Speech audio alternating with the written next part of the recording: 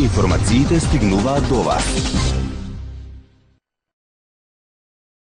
Општините во финансиска мат позиција поради неисплатените блок дотации од страна на државата. Анкетата на ЗЕЛС покажала дека над 250 милиони денари им борчи државата за неисплатените дотации од декември лани за образование, социјала и култура. Градоначалниците ги отворија финансиските проблеми на седницата на управниот одбор на ЗЕЛС во Берово и ке бараат итна средба со владата и решавање на проблемот. Донесоме заклучок да се направи состанок со владата на Република Македонија и да се види начинот на кој што овие средства ќе ни бидат компензирани.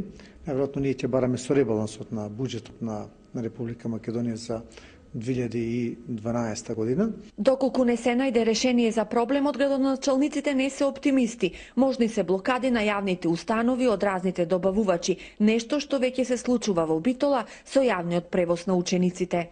И постои голема опасност да во наредните 5-6 месеци самите јавни установи во училиштата, крединките и сите оние кои се под блок дотации со делегирана надлежност од владата бидат блокирани за неисплатени средства од изведувачите на тендера. Инаку од почетокот на оваа година сите општини поминаа во втората фаза од децентрализацијата. Блокадите на општините, меѓу кои се и Охрид, Виница и Делчево, се уште им се натовар.